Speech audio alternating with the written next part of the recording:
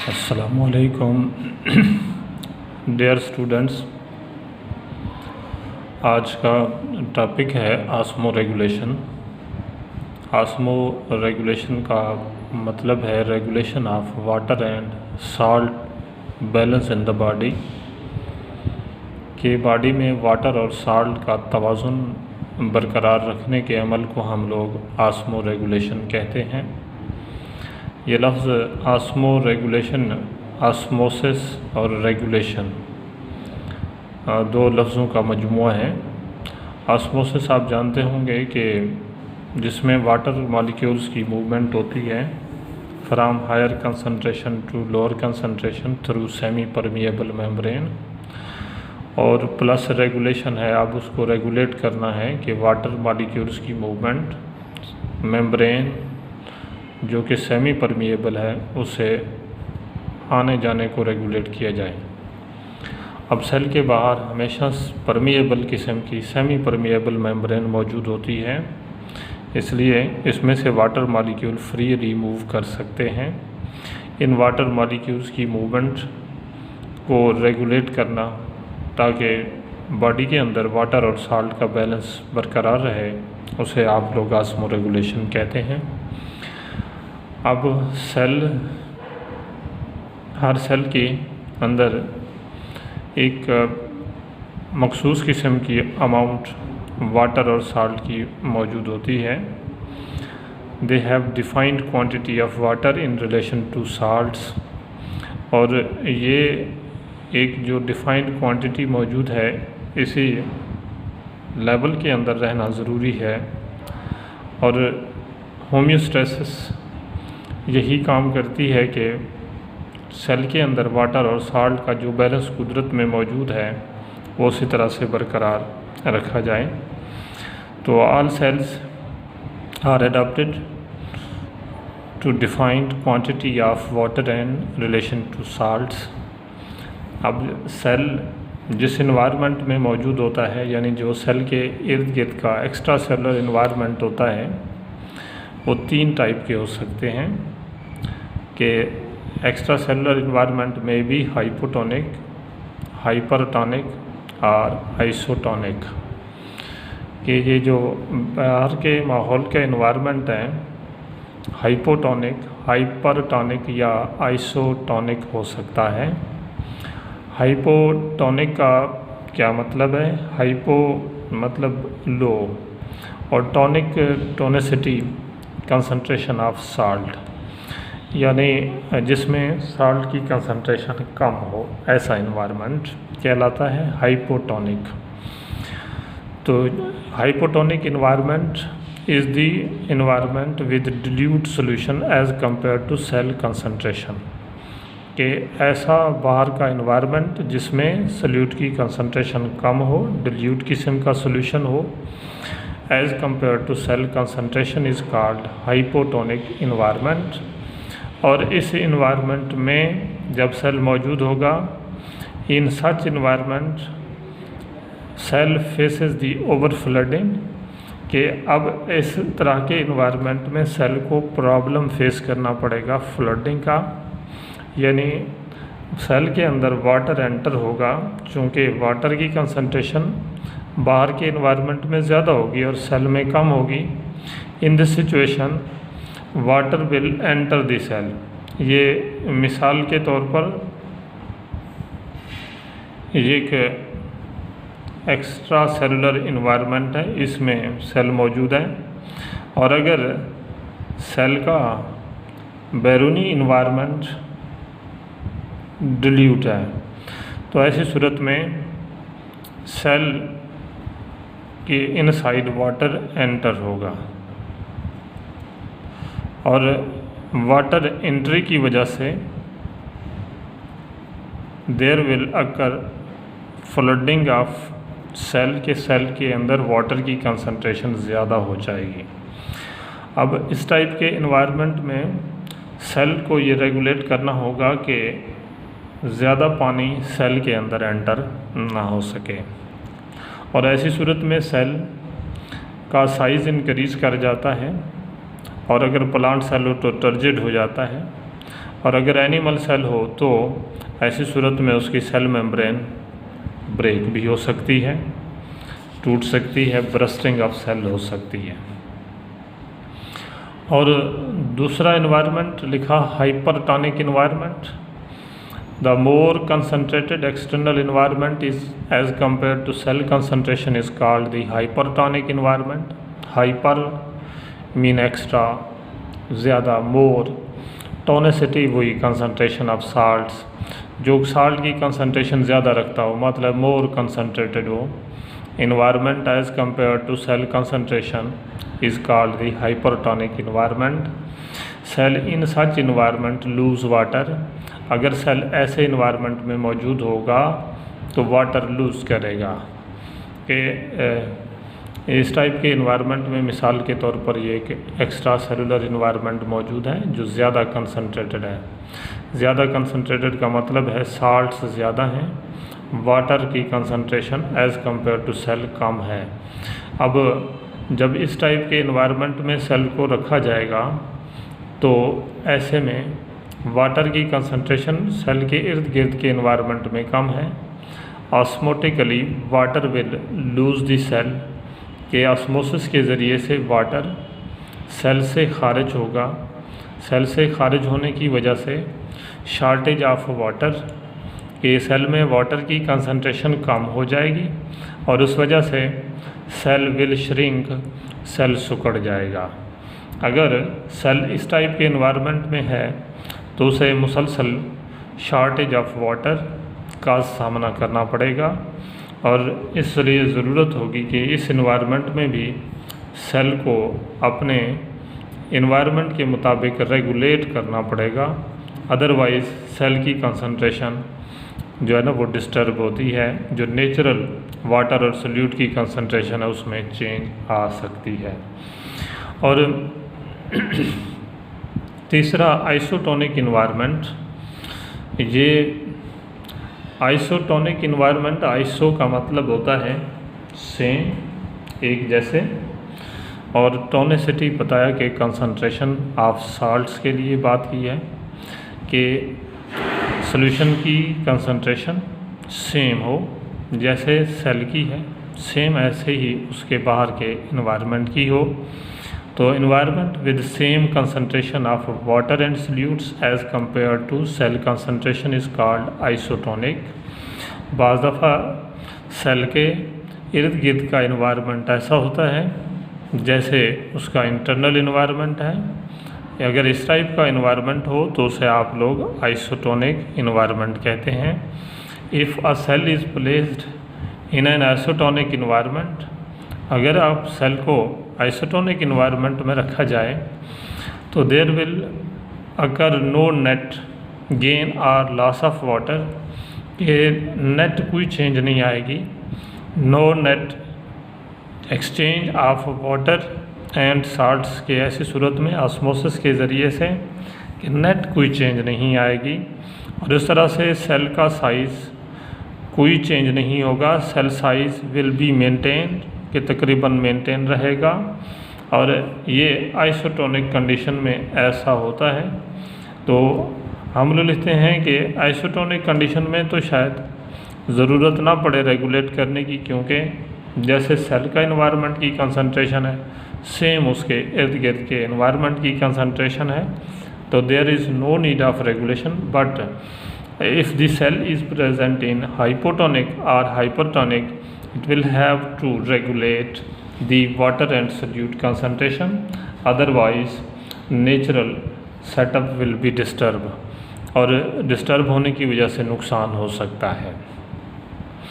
अब इस तरह से हम लोग ये 1 by 1 पढ़ते हैं कि ऑस्मो रेगुलेशन प्लांट्स में किस तरह से होती है। तो सबसे पहले तो बात की कि जो प्लांट्स हैं they are present in a variety of environment, कि जो इनकी डिस्ट्रीब्यूशन की बात की जाए तो plants are distributed throughout the world, के पूरी दुनिया में मौजूद हैं, मुख्तलिफ़ किस्म के इन्वायरमेंट में मौजूद होते हैं, कि पानी में भी पाए जाते हैं पौधे ज़मीन पर, खुश्क सहराई इलाकों में भी मौजूद होते हैं, मॉडरेट किस्म के इन्वायरमेंट में भी मौजूद होते हैं, तो बेसिकली हम लोग 3 टाइप के प्लांट्स लिख रहे हैं कि अगर वाटर में ग्रो कर रहे हैं हाइड्रोफाइट्स, और अगर मॉडरेट किस्म की सप्लाई ऑफ वाटर वाली जगह पर मौजूद हैं तो उन्हें हम मीज़ोफाइट्स, और ऐसे प्लांट्स जो ऐसी जगहों पर ग्रो करते हैं जहां वाटर की सप्लाई रिस्ट्रिक्टेड होती है, बहुत कम होती है, शॉर्ट सप्लाई ऑफ वाटर का सामना होता है, उन्हें हम लोग कहते हैं ज़ीरोफाइट्स। तो इस तरह से 3 टाइप के प्लांट्स और उनमें ऑस्मो रेगुलेशन का तरीक़ेकार। तो तीनों डिफरेंट किस्म के एनवायरनमेंट में प्लांट्स को डिफरेंट किस्म की प्रॉब्लम्स फेस करना पड़ती हैं, और उनके लिए ये किस तरह से अपने बॉडी का वाटर और साल्ट की कंसंट्रेशन रेगुलेट करते हैं। हम पढ़ते हैं hydrophytes. Plants in fresh water environment are called hydrophytes. आप लोग सिंपली कह सकते हैं एक्वाटिक किस्म के प्लांट्स, यानी इस तरह के एनवायरनमेंट में मौजूद हैं जो कि हाइपोटोनिक है।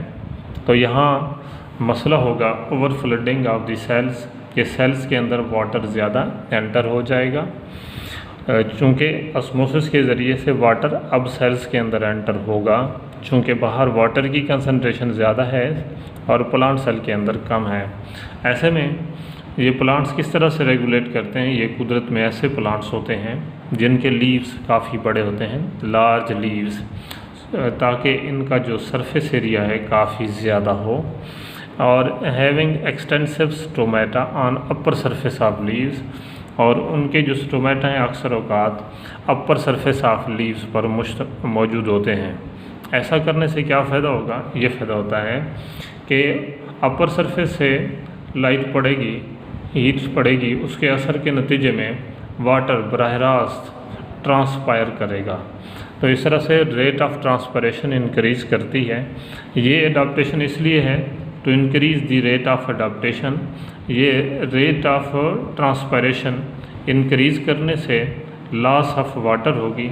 इस तरह से excessive water can be lost, कि उसको लूज़ कर दिया जाता है ताकि जो ज़ायद पानी है वो खारिज हो जाए प्लांट बॉडी के जिस्म से, और प्लांट बॉडी अपने नॉर्मल कंसंट्रेशन ऑफ वाटर और साल्ट को बरकरार रख सके। इसकी एग्ज़ाम्पल दी है, जैसे वाटर लिली है, ये हाइड्रिला प्लांट है, वेलेसनेरिया है, पोटामोजीटोन है। They are the aquatic plants, hydrophytes इन्हें आप लोग कहते हैं। ये मैंने ऐसे प्लांट्स की कोई आपको दिखाई कि ये इनके लीव्स आमतौर पर अपर सरफेस ऑफ वाटर के ऊपर, और बड़े बड़े लीव्स हैं, और लीव्स की अपर सरफेस से वाटर एवापोरेट होता है, और ये प्लांट्स यूँ एक्सेस ऑफ वाटर से अपने आप को महफूज करते हैं। और दूसरी टाइप है mesophytes. Plants having moderate supply of water are called mesophytes, कि ऐसे प्लांट्स ऐसी जगहों पर जो उगते हैं जहाँ पर वाटर की सप्लाई मॉडरेट किस्म की होती है, ना ज़्यादा ना कम। तो ऐसे में बाज़ दफ़ा ऐसा हो सकता है कि वाटर की सप्लाई ज़्यादा हो, समटाइम्स उन्हें कमी का सामना हो। ऐसे में अगर वाटर की सप्लाई ज़्यादा हो जाती है तो एक्सेस ऑफ वाटर को मैनेज करना होगा, और अगर कम हो जाती है तो लो लेवल ऑफ वाटर को उन्हें मैनेज करना पड़ेगा। तो इन प्लांट्स में इस तरह से है कि इनके प्लांट के लीव्स पर स्टोमेटा मौजूद होते हैं, and this stomata are present usually in the lower epidermis. अक्सर औकात नीचे वाली एपिडर्मस में स्टोमेटा पाए जाते हैं। Stomata are open or close according to situation, कि when there is excess of water in the plant body they open their stomata. ये जैसे पानी की मिकदार ज़्यादा होती है वो अपने स्टोमेटा ओपन कर लेते हैं, और स्टोमेटा ओपन होने से ये होता है कि लॉस ऑफ वाटर हो जाता है, ज़ायद पानी ज़ाया कर दिया जाता है। If there is a shortage of water they close their stomata, यानी स्टोमेटा के साथ एडजस्टमेंट होती है। स्टोमेटा को इस्तेमाल करते हैं for maintaining the water and solute concentration inside the body. और ऐसे प्लांट्स होते हैं they have well develop root system, और अक्सर औकात इनमें रूट सिस्टम अच्छी तरह से वेल डेवलप होता है।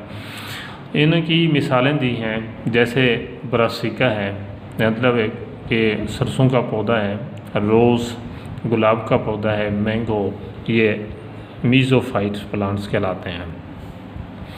और कुछ प्लांट्स हैं जो ऐसी जगहों पर उगते हैं जहाँ पर वाटर की सप्लाई आमतौर पर कम होती है, उनको हम लोग कहते हैं ज़ीरोफाइट्स। ज़ीरिक कंडीशंस कहलाते हैं, desert condition, restricted supply of water. Desert living plants with restricted supply of water are called xerophytes. के डेजर्ट्स में पाए जाने वाले पौधे जिनको पानी की सप्लाई बहुत कम मुयस्सर आती है, शॉर्ट सप्लाई ऑफ वाटर होती है, ऐसे प्लांट्स को ज़ीरोफाइट्स कहते हैं। अब ज़ीरोफाइट्स प्लांट्स का मसला ये होता है कि इनके बॉडी को वाटर की कमी का सामना होता है। ना सिर्फ सामना होता है बल्कि यहाँ पर ऐसा होता है कि ये प्लांट्स जहाँ उग रहे हैं ये आमतौर पर गर्म सहराई इलाके होते हैं, रेट ऑफ ट्रांसपिरेशन भी बहुत ज़्यादा हाई हो सकता है, एवापोरेट होता है वाटर प्लांट बॉडी से।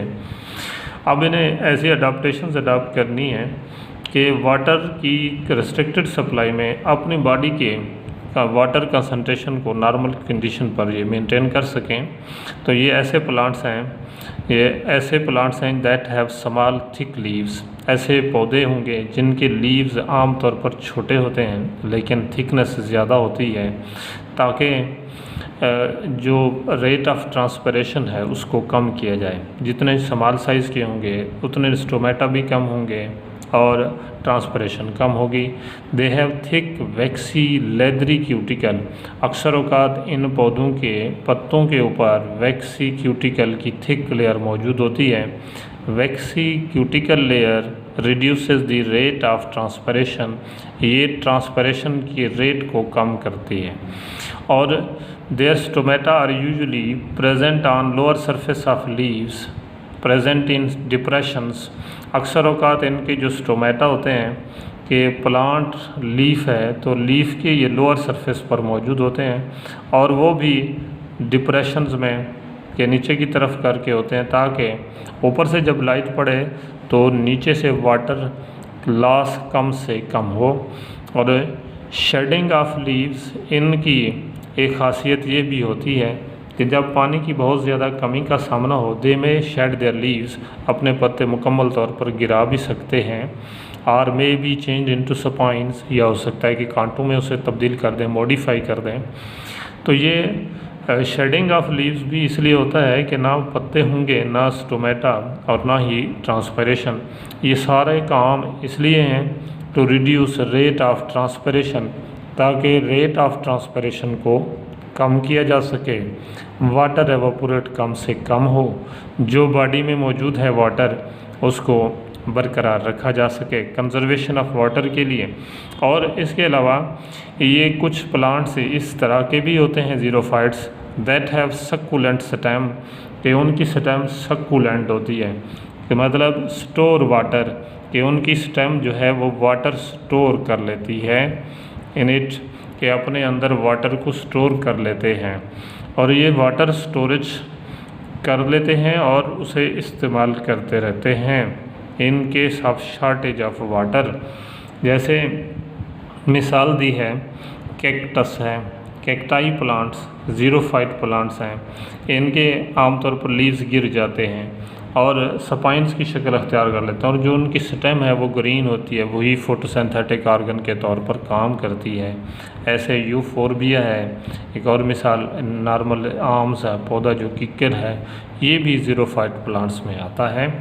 तो इस तरह से प्लांट्स जो डिफरेंट टाइप के इन्वायरमेंट में मौजूद हैं वो डिफरेंट टाइप के मैकेनिज़म्स अडॉप्ट करते हैं to maintain their water and salt balance in the body.